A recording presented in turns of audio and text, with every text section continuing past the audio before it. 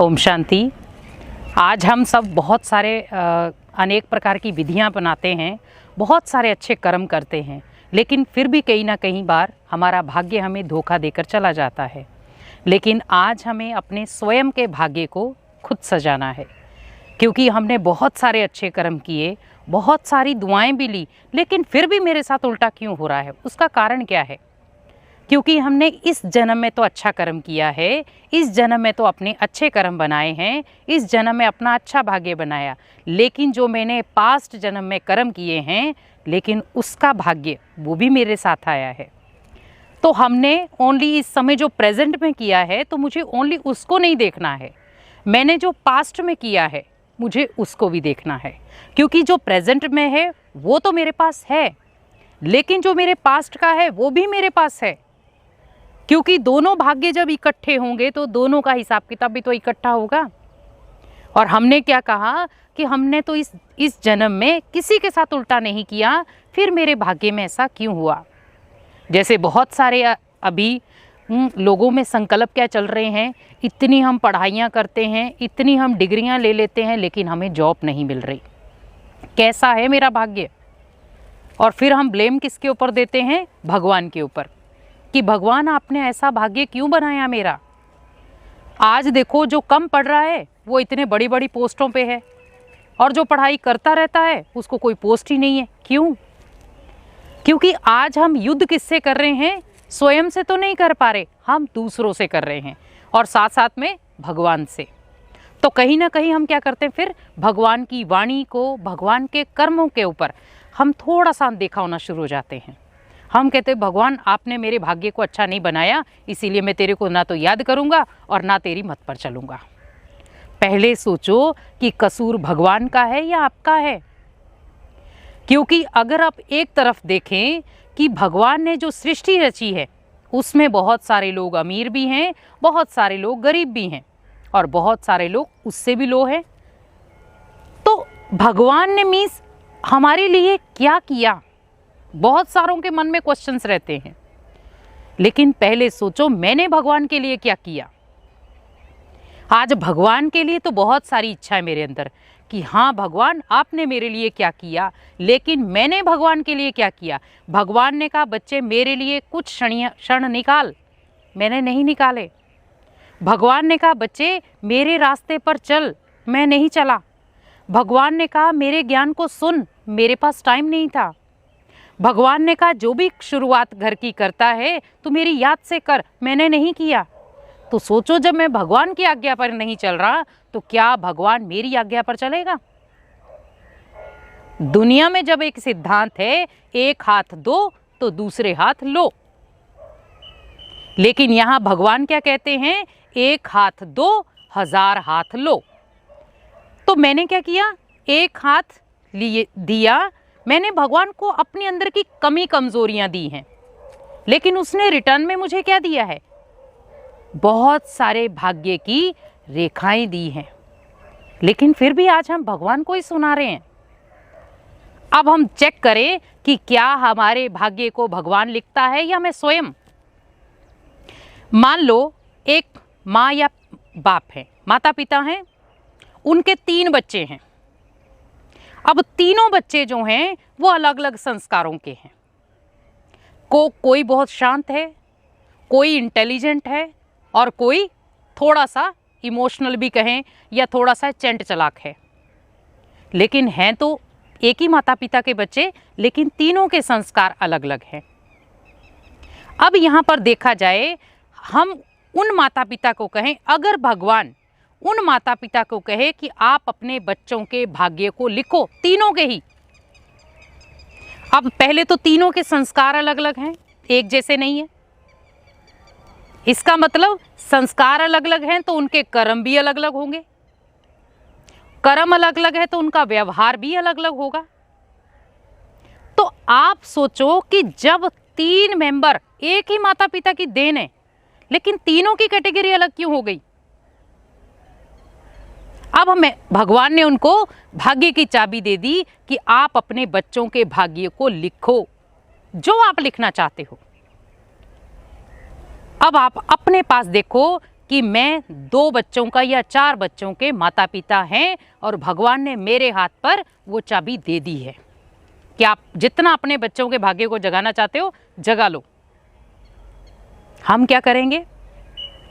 या ये करेंगे कि किसी का भाग्य कम रखेंगे, किसी का भाग्य को ज़्यादा रखेंगे, ऐसे करेंगे? नहीं, हम क्या करेंगे? सभी के भाग्य को इक्वल रखेंगे और बहुत अच्छा टॉप क्लास रखेंगे कि दुनिया में किसी का भी ऐसा भाग्य ना हो जितना मेरे बच्चों का हो। राइट? तो मीन्स जब मैंने अपने बच्चों के पास भेदभाव नहीं किया, सभी को इक्वल दर्जे से मैंने टॉप क्लास रूप में उनके भाग्य को सजाया। अब हम दूसरी तरफ कन्वर्ट करें भगवान के ऊपर। हम भगवान को मंदिर में जाकर क्या कह रहे हैं? तुम ही हो माता पिता, तुम ही हो बंधु सखा, तुम ही हो। तो मीन्स भगवान के साथ मैंने कितने सारे रिश्ते जोड़े। अब सोचो, अगर भगवान मेरा माता है, पिता है, बंधु है, सखा है, क्या मेरे भाग्य को वो बिगाड़ेगा? सोचो खुद। उसने मेरे भाग्य को नहीं बिगाड़ा है। उसने तो पग पग पर आपको राय दी है, बच्चे कैसे आपको अपने भाग्य को सजाना है। बहुत सारे आपके जीवन में पॉजिटिव लोग आते हैं और बहुत सारी आपको राय भी देते हैं कि आप ऐसा करो। लेकिन हम क्या करते? उन पॉजिटिव लोगों के पास बैठ के क्या कहते हैं? हम तो इनकी बातें सुन के बोर हो गए, हम तो इनकी बातें नहीं सुनना चाहते। रोज ही आकर ज्ञान की बातें सुनाते, हम नहीं सुनना चाहते। अगर वही व्यक्ति आपके डेली आकर कोई उल्टी पुल्टी बातें सुनाए, हम बड़े इंटरेस्ट से सुनेंगे। तो मीन्स सोचो, मैंने भाग्य बिगाड़ा या भाग्य को सुधारा? क्योंकि नेगेटिव सोच से भाग्य बिगड़ता है, पॉजिटिव सोच से भाग्य सुधरता है। तो मीन्स मुझे क्या देखना था? भगवान ने वही भाग्य की लकीर आपको दी थी, लेकिन हमने तीनों में एक जैसी रखी। भगवान पूरी सृष्टि का पिता है, तभी कहते सबका मालिक एक। तो जब सबका मालिक एक है तो फिर इसका मतलब हमारे भाग्य को वो डिवाइड तो कर ही नहीं सकता, क्योंकि उसने सभी के भाग्य को इक्वल बनाया। लेकिन हमारे कर्मों ने हमारे भाग्य को डिवाइड कर दिया। और जब कर्मों ने हमारे भाग्य को डिवाइड किया तो किसी का लो था, किसी का हाई था, किसी का टॉप क्लास में था, लेकिन भाग्य सभी के साथ था। आप चेकिंग करो कि जब आप कुछ भी करते हो, कोई भी कर्म करते हो, मान लो किसी को आपने गाली दी, आपके लिए वो नॉर्मल बात है। और कई बार देखो किसी के संस्कार ऐसे बन जाते हैं कि वो बात बात पे गाली देने के बिना बात ही नहीं कर पाते। ठीक है, हमने किसी को गाली दी, अब किसी को उस गाली से दुख हुआ, किसी को उस गाली से पिंच हुआ या किसी को उस गाली से हर्ट हुआ, हमें कोई लेना देना नहीं। लेकिन हमने क्या कहा? मेरी तो आदत है, मेरी तो नेचर है, मेरे मुख से निकल जाती है। वो निकल तो गई, लेकिन वो मेरे भाग्य को एक कदम पीछे ले आई, क्योंकि वो गाली जो है वो मेरे भाग्य को बनाने वाली नहीं है, मेरे भाग्य को बिगाड़ने वाली है।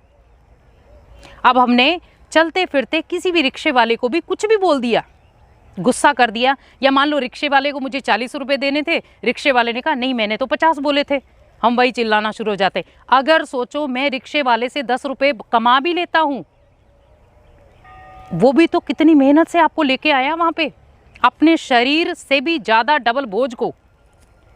हमने क्या किया उसके साथ? हमने कहा यहां से भी 10 रुपए बचा लिए जाएं। क्या सोचो हम किसी गरीब के 10 रुपए बचा करके अपने घर में 1000 रुपए ला सकते हैं? कभी नहीं। आपके 10 रुपए के बदले 10,000 बाहर जाएंगे, भले वो बीमारी में जाए या किसी में भी जाए। इसीलिए सोचो गरीब का कभी भी हमें हक नहीं खाना चाहिए, क्योंकि कहीं ना कहीं वो हमारे भाग्य के ऊपर सबसे बड़ी चोट देता है। क्योंकि गरीब का जब हम 10 रुपए भी खाते हैं, वो क्या करता है फिर आपके कहीं ना कहीं अपनी सोच में, वो जब भी रिक्शा चलाता जाएगा वो एक ही चीज़ सोचता जाएगा, आज उस व्यक्ति ने मेरे 10 रुपये नहीं दिए, आज उस व्यक्ति ने 10 रुपये नहीं दिए। वो आपके पीछे पीछे बद्दुआएं देना शुरू हो जाएगा। तो मीन्स उसने बद्दुआएं देना शुरू की। कहाँ लगी वो बद्दुआएं? भले आप कितना भी कोसों दूर चले गए उसके पास, लेकिन उसकी बद्दुआएं आपके साथ गई। अब बताओ वहाँ वो आपका भाग्य बनेगा या बिगड़ेगा? इसीलिए हमें स्वयं के भाग्य को स्वयं बनाना है, क्योंकि जब भगवान ने बहुत सुंदर कर्मों की रेखा हम बच्चों को दी है कि हमें कैसे अपने भाग्य को जगाना है, तो क्यों ना हम हर एक कर्म में थोड़ा सा अटेंशन रखें। और जब हम हर व्यक्ति हर कर्म में कुछ ना कुछ अपने जीवन में अटेंशन रखना शुरू हो जाएंगे तो हमारे भाग्य का लेवल बराबर हो जाएगा। जैसे कई बार होता है ना कि हम कहीं पहाड़ी पर चढ़ते हैं तो हमारी हार्ट बीट बढ़ जाती है, तो हम क्या कहते हैं, मेरे यहाँ दर्द हो रहा है। दर्द क्यों हो रहा है? क्योंकि हमने एकदम से वो चीज़ पकड़ी है। इसी प्रकार अगर हम डेली रूप में चेकिंग करें कि मेरे जीवन में मेरे भाग्य के लिए क्या चीज़ अच्छी है, तो हम अपने भाग्य को बना सकते हैं। तो उसमें हम भगवान को भी ब्लेम नहीं देंगे फिर, अरे भगवान तूने ऐसा क्यों किया मेरे साथ। भगवान ने आपके साथ जो करना था वो सही किया, लेकिन इंसान आज भूल गया कि मेरे साथ मेरे पूर्व जन्मों के कार्मिक अकाउंट भी हैं। बस मैंने उनको अनदेखा कर दिया, कार्य तो वही था। तो मीन्स हमारे भाग्य में वही आत्माएं आती हैं जिनके साथ हमारा कोई ना कोई कार्मिक अकाउंट होता है। क्योंकि जब कार्मिक अकाउंट हमारे भाग्य में होता है तो कहीं ना कहीं हम उसको अनदेखा नहीं कर सकते, क्योंकि जब तक हम उसको अनदेखा कर रहे थे तब तक हमारा भाग्य नहीं बन रहा। अब जैसे आप डेली सुबह से उठकर रात तक अपने कर्मों की चेकिंग करो, तो देखो कहाँ कहाँ आपके कर्मों में गलती हो रही है। आज मैं मान लो सुबह से उठा, रात तक मैंने बहुत सारे कर्म किए, कईयों से मिला, बातचीत की, कुछ भी किया। अब उसमें आपको रात को जब सोने से पहले आप चेक करो कि कितनी आत्माओं को मैंने दुख दिया, कितनी आत्माओं को मैंने गाली निकाली और कितनी आत्माओं से मैंने बद्दुआएं ली। आप अपने भाग्य को स्वयं देख पाओगे फिर कि मेरा भाग्य उज्जवल है या नहीं है। तो भाग्य बनाने की कला हमारे हाथ में है, कलम भी हमारे हाथ में है, क्योंकि भगवान ने वो कलम आपके हाथ में दी है। पहली बात, भगवान ने आपको 2 आंखें दी। दूसरा, ये सुंदर 2 हाथ दिए। देखो और कर्म करो, भाग्य श्रेष्ठ। और हम क्या कहते हैं, हाय मेरा भाग्य, इस जगह हाथ लगाते हैं। क्यों? क्योंकि भाग्य की रेखाएं यहां से ही आती हैं। क्योंकि आत्मा जितना भगवान के ज्ञान में चलती है, जितना अपने अंदर ऊर्जा, सकारात्मक ऊर्जा स्टोर करती है, उतना वो अपने भाग्य के लेवल को बढ़ा लेती है। इसीलिए हमें थोड़ा सा ध्यान रखना है कि हमारा भाग्य हमारी ही रचना है। हम जैसा कर्म करेंगे वैसा ही हमें भाग्य मिल जाएगा। तो इसीलिए हमें सुबह से लेकर रात तक अपने भाग्य की और अपने कर्मों की डेली चेकिंग करनी है, और आपका रोज नया सवेरा होगा और आपके भाग्य में नई किरण आएगी, क्योंकि हमें हर दिन नई शुरुआत करनी है। जब हम हर दिन नई शुरुआत करेंगे तो क्या होगा, हमारे लिए हर दिन खास है और हर दिन एक त्यौहार के रूप में मनाएंगे। इसीलिए हमें अपने जीवन में भाग्य के साथ साथ बहुत सारी खुशियाँ लानी है। ओम शांति।